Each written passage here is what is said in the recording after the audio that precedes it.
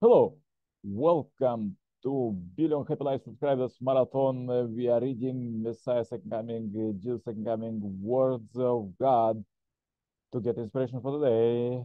And let's go to the next speech. Please subscribe and turn on suggestion playlist to certify you play 24/7. Listen God's words at the role of Peninsular Nation in the 21st century, August 20, 1996. Sheraton Walk, Hill, Seoul, Korea. Inauguration Assembly of the Federation of Peninsular Nations for World Peace. Respectively, Chairman, distinguished guests from around the world. Representatives of the whole walks of life in Korea, ladies and gentlemen. I truly appreciate your hard work for the welfare of humanity and the realization of a world peace. I welcome you to my homeland, the land of Korea. It is my hope that the conference held at this time with the 21st century joint just 4 years away will provide environment for profitable discussions that can give hope for a world peace. I would like to express my thoughts on the ultimate ideal of humanity and the realization of world peace. I grew up in Korean Peninsula and saw how it suffered in agony as the major powers of the world waged a war on its soil over ideology resources. From a young age, I endeavor to find answers to the fundamental questions about life and the universe. I came to know the living God by experiencing Him, and I also learned that this is the honor.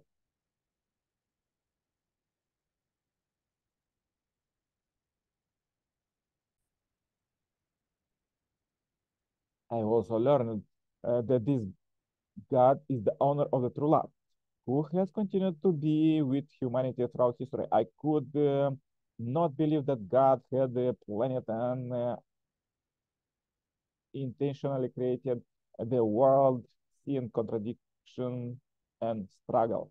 I don't have time to talk about the experiences of my adolescence. I will say only that my youth was spent in dedication and struggle to find the truth.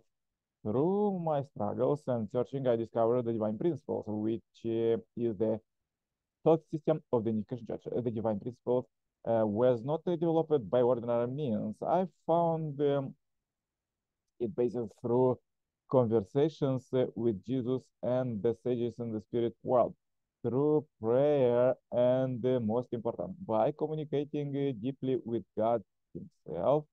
It is the fruit of history repeated after waging a fierce battle with an abstraction Satan. By teaching and practicing this divine principle, I am devoting every moment of my life, training myself relentlessly to guide humanity. The divine principle is being taught in 184 nations around the world, and it is changing the lives of people by forming within them life-giving relationship by the living God. God is a parent who yearns for love. God created us so we were born with dreams related to Him and an eager desire for the ideal world. Even in the most wretched of environments, we do not abandon the hope that directs us toward the ideal world of peace. When we talk of the ideal world, the world ideal originated from God, the causal being. God did not create the world power, glory, or wealth, for which he has absolutely no desire. This is because God, who is absolutely unique, unchanging, and eternal, and who is the causal being of all things everywhere, already possessed every such thing. Nevertheless, it is not right to think that God has no desires. Though he exists as the original being of true love, in order for him to actually experience love, He needs and therefore urgently desires an object partner. This is because love is an experience and joy that is made possible only by forming a relationship with an object partner, that is by forming a relationship between subject and object partner. No being can feel love if he is or she is isolated and all alone, and God is no exception. His motive for creation is the true love, and his object partner for true people. God created the human beings as persons who could give and receive love free with him. In short, human beings were created to become perfect object partner of God's love. Human beings are God's sons and daughters. God, the creator, is the true parent of humankind. God wished for Adam and Eve to grow up in innocence, centering on true love and become true people. He created the world and everything in it as a beautiful and delicately prepared environment that would be the food for the eternal biological growth.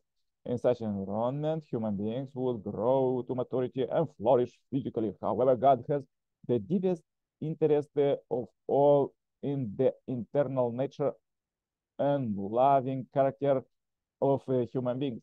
By experiencing true love, they were to resemble God's true love and they perfected.